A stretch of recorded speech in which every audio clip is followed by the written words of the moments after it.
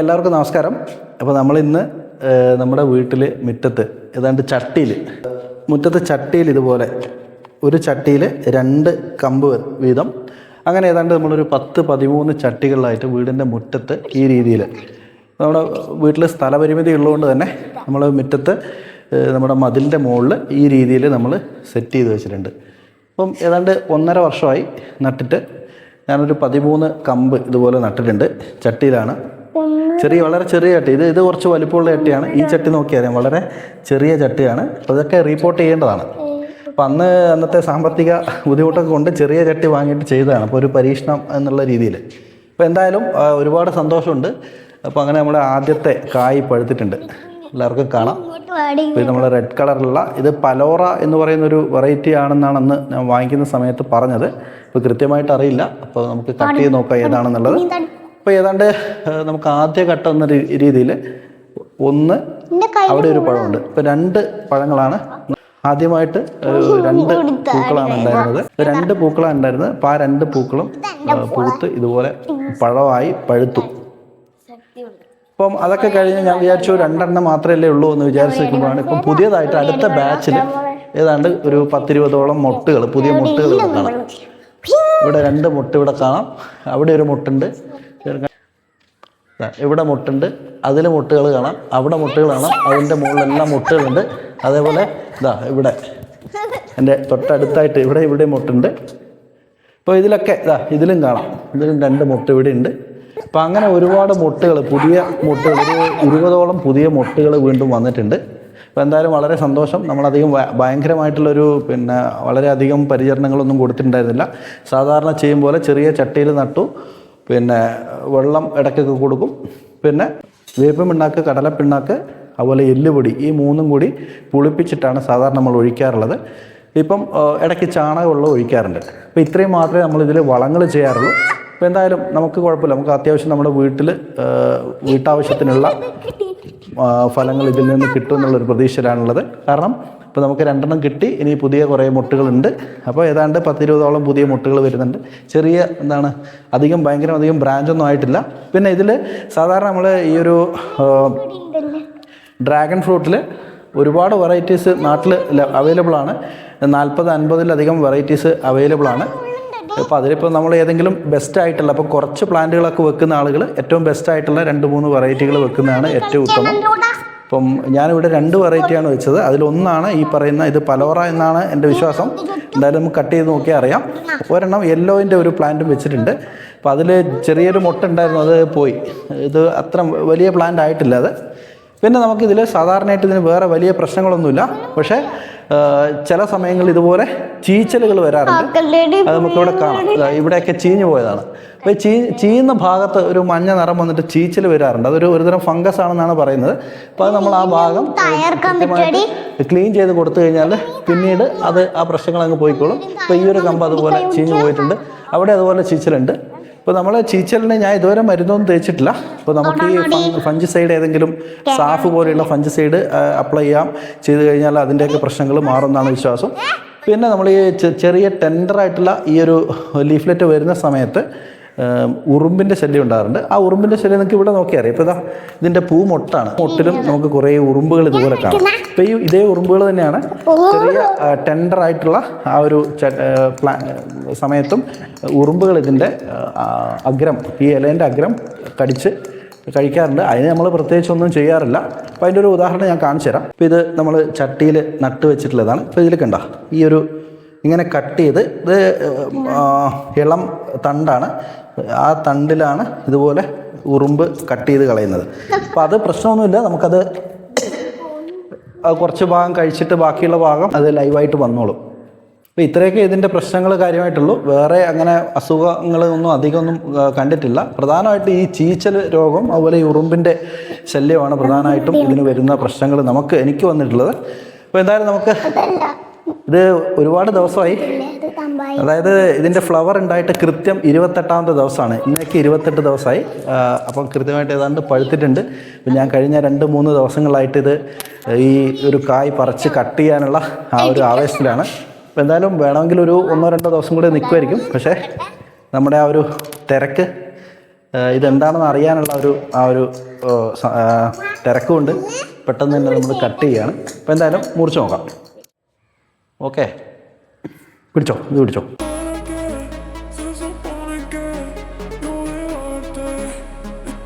Okay, ഇങ്ങനെ അടർത്തിയെടുക്കാം. ഇത് ആദ്യത്തെ കായ ആയതുകൊണ്ട് തന്നെ വലിയ വലിപ്പമൊന്നുമില്ല. ഇപ്പോൾ എന്തായാലും നമുക്ക് കട്ട് ചെയ്ത് നോക്കാം. ഓക്കെ, അപ്പോൾ ഇതെന്തായാലും കട്ട് ചെയ്യാണ്. വാവ് വാവ്, നല്ല പിങ്ക് കളറ്. ഇതിൻ്റെ ടേസ്റ്റും കാര്യങ്ങളൊന്നും അറിയില്ല, എങ്കിലും ആദ്യത്തെ കായ ആയതുകൊണ്ട് തന്നെ നമ്മളെല്ലാവരും കട്ട് ചെയ്ത് എടുക്കുകയാണ്.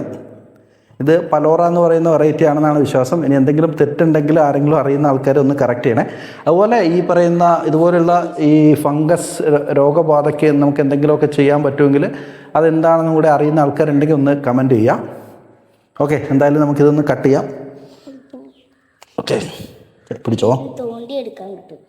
ഇങ്ങനെ കട്ട് ചെയ്താൽ മതിടാ. അവിടെ ഇവിടെ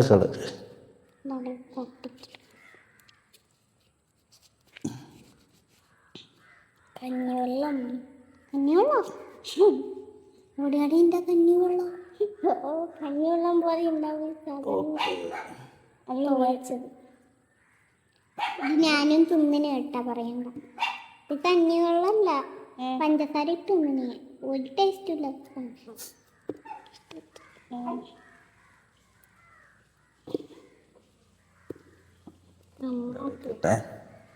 ഇതുമായി കൊടുക്കാം. ഇതിങ്ങോടി ഡ്രാഗൺ ഫ്രൂട്ടിന്റെ തോലി തിന്നിട്ട് തിന്നാൻ പറ്റുമെങ്കിൽ തിന്നു, അല്ലെങ്കിൽ നിന്റെ കളി.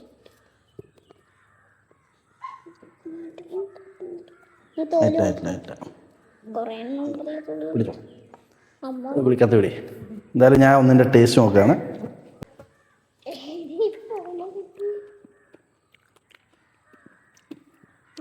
ഇവരൊക്കെ പറഞ്ഞ് ഇവർ കഴിഞ്ഞ പ്രാവശ്യം കടയിൽ നിന്ന് വാങ്ങിയിട്ടൊന്ന് കഴിച്ചാണ്, പക്ഷെ അതിനൊന്നും മധുരമില്ല എന്നാണ് പറയുന്നത്.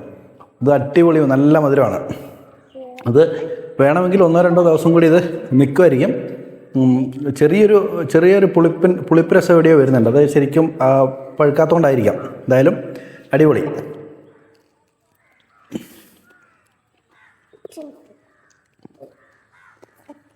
എന്താ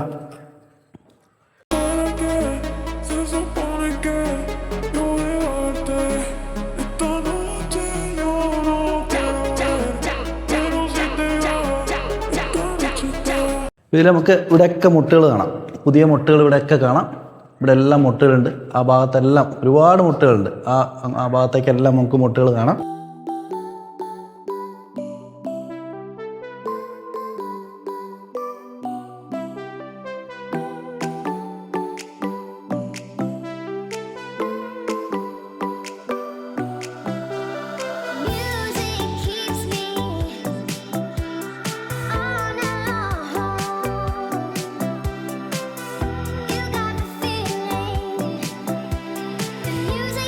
ഈ കടിക്ക് ഒരു കടി എടുത്തോ.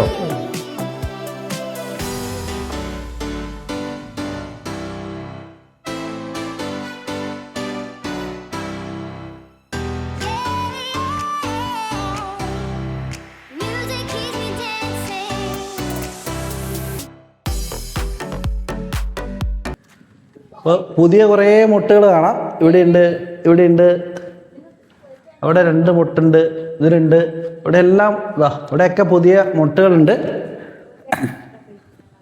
അപ്പോൾ നമുക്ക് ഇവിടെ എല്ലാം പുതിയ മുട്ടകളും ഒരുപാട് മുട്ടകൾ വന്നിട്ടുണ്ട്. ഇത് നമുക്ക് ഒരു 2 ദിവസം കൂടെ കഴിയുമ്പോൾ പറിക്കാനാവുമെന്ന് പ്രതീക്ഷിക്കുകയാണ്. ഇത് ഒരേ സമയത്ത് പൂത്താണ്. 2 ദിവസത്തെ ഗ്യാപ്പിനാണ് പൂ വിരിഞ്ഞത്. പ്രധാനമായിട്ടും ഇതേപോലെ ഡ്രാഗൺ ഫ്രൂട്ടുകൾ പൂ വിരിഞ്ഞ് കൃത്യം 28 ദിവസത്തിനുള്ളിൽ തന്നെ, 28-ാം ദിവസം അല്ലെങ്കിൽ ഒരു 28-29 ദിവസത്തിനുള്ളിൽ തന്നെ പഴുത്ത് നമുക്ക് കാ പറിക്കാൻ പറ്റുന്ന ഒരു ഫ്രൂട്ട് കൂടിയാണ് നമ്മുടെ ഡ്രാഗൺ ഫ്രൂട്ട്. ഇപ്പം ഈ ഡ്രാഗൺ ഫ്രൂട്ട് ഒരുപാട് നമുക്ക് ഹെൽത്ത് ബെനിഫിറ്റ് ഉള്ള ഒരു ഫ്രൂട്ടാണ്. ആൻറ്റി ഓക്സിഡൻസ്, അതുപോലെ ഒരുപാട് ആൻറ്റി ഓക്സിഡൻസ്, നമ്മുടെ ഇമ്മ്യൂൺ പവർ എൻഹാൻസ് ചെയ്യുന്ന ഒരുപാട് കോമ്പണൻസ് ഒക്കെയുള്ള ഒരു ഫ്രൂട്ടാണ് നമ്മുടെ ഡ്രാഗൺ ഫ്രൂട്ട്.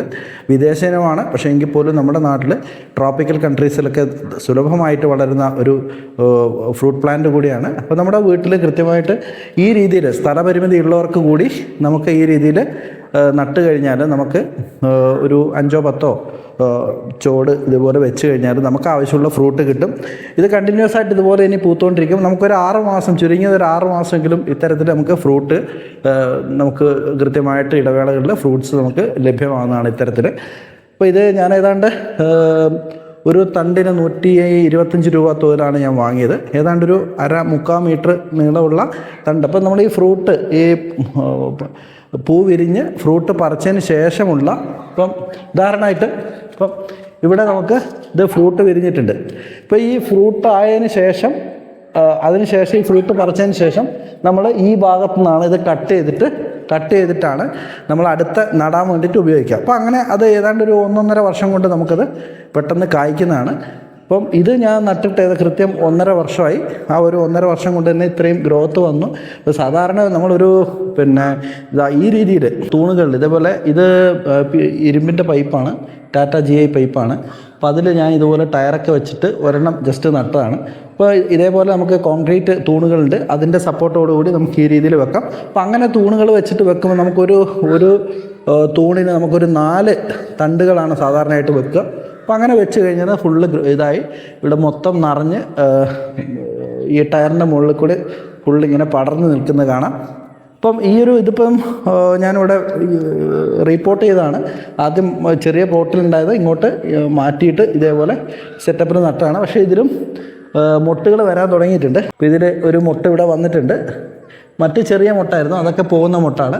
അപ്പം ഈ ഒരു മൊട്ട് ചിലപ്പോൾ കായാവുമായിരിക്കും. അപ്പം നമുക്ക് ഈ രീതിയിലൊക്കെ വളരെ സ്ഥലപരിമിതി ഉണ്ടെങ്കിലും ഏതാണ്ട് ഈ ഒരു പ്ലാന്റ് നമുക്കൊരു 10-25 വർഷത്തോളം നമുക്ക് ഇത് കണ്ടിന്യൂസ് ആയിട്ട് കായ്കൾ ലഭിക്കുന്നതാണ്. വലിയ അധികം കെയറൊന്നും വേണ്ട, വെള്ളം അധികം ആവശ്യമില്ല.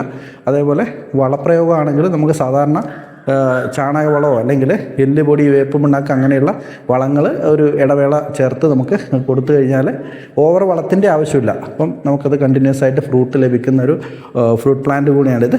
പിന്നെ എല്ലാവരും ഇപ്പം കടയിൽ നിന്ന് വാങ്ങിയ ഒരു ഫ്രൂട്ടാണ്, അത് കട്ട് ചെയ്ത് അതിൻ്റെ അകത്ത് ഇതുപോലെ ചോപ്പ് കണ്ടിട്ടുണ്ടെങ്കിൽ നമ്മളെല്ലാവരും പറയും ഇതെന്തോ കെമിക്കൽ ഇഞ്ചെക്റ്റ് ചെയ്യുന്നതാണെന്ന് പറയും. പ്രത്യേകിച്ച് ഞാനത് കട്ട് ചെയ്തു. ഇപ്പം എൻ്റെ നാച്ചുറൽ കളറാണ്, ആന്തോസയാനിൻ പോലുള്ള ഏതോ കോമ്പൗണ്ട് ആണെന്ന് തോന്നുന്നു.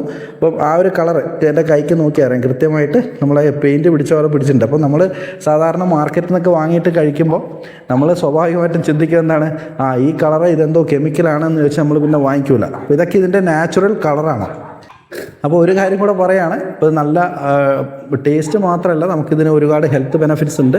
ഇപ്പോൾ എല്ലാ ആളുകളും, ഈ വീഡിയോ കാണുന്ന ആളുകളൊക്കെ അവരുടെ വീട്ടിൽ ഒരു 4-5 ചോട് ഇതുപോലെ വെച്ച് കഴിഞ്ഞാൽ നമുക്ക് ആവശ്യമുള്ള പഴങ്ങൾ കിട്ടും. 1-1.5 ആഴ്ച കൊണ്ട് ഇത് ഏതാണ്ട് മൊട്ട് വിരിഞ്ഞ് കഴിഞ്ഞാൽ കൃത്യം 28 ദിവസത്തിനുള്ളിൽ നമുക്ക് ഫ്രൂട്ട് പറിക്കാം. ഈ ഒരു കണ്ടീഷനിലേക്ക് വരും. പിന്നെ ചില കേസിൽ നമ്മൾ പോളിനേറ്റ് ചെയ്യേണ്ട ഒരു ആവശ്യം വരുന്നുണ്ട്. പോളിനേഷൻ എങ്ങനെയാണെന്നുള്ളത് അടുത്തൊരു ഫ്ലവർ വിരിഞ്ഞതിന് ശേഷം ഞാനൊരു ചെറിയ വീഡിയോ ആയിട്ട് ചെയ്യാം. ഇപ്പം പോളിനേറ്റ് ചില ആൾക്കാരങ്ങനെ പറയാറുണ്ട്. അപ്പോൾ ഞാൻ 2 പോളിനേറ്റ് ചെയ്ത് കൊടുത്തിട്ടുണ്ടായിരുന്നു. ഇനിയിപ്പോൾ 1 ചെയ്ത് കൊടുക്കാതെ നോക്കാം എന്താ സംഭവിക്കുന്നത് നമുക്ക് നോക്കണം. ഇത് നമുക്കൊരു ചെറിയ രീതിയിൽ നമുക്കൊരു കൃഷി എന്നുള്ള രീതിയിലൊക്കെ ചെയ്യാൻ പറ്റും. ചെറിയ രീതിയിൽ വീട്ടിലും ചെയ്യാൻ പറ്റും. കാരണം ഒരു 10-20 ചോട് ഇതുപോലെ വെച്ച് കഴിഞ്ഞാൽ നമ്മൾ ആവശ്യം കഴിഞ്ഞ് നമുക്ക് അത്യാവശ്യം കടയിൽ കൊടുക്കുക. ഏതാണ്ട് ഒരു 150-200 രൂപ നമുക്ക് ഇതിന് വിലയുണ്ട് മാർക്കറ്റിൽ. പിന്നെ ഇതിൻ്റെ കമ്പുകൾ ഏതാണ്ട് ഒരു 3/4 മീറ്റർ ഉള്ള നീളമുള്ള ഇതിൻ്റെ കമ്പുകൾ നടാൻ വേണ്ടിയിട്ട് ഏതാണ്ട് ഒരു 100 രൂപ മുതൽ 200 രൂപ വരെ അതിൻ്റെ കമ്പിനും വിലയുണ്ട്. മറ്റൊരു വിശേഷമായിട്ട് വീണ്ടും കാണാം. എല്ലാവർക്കും നന്ദി.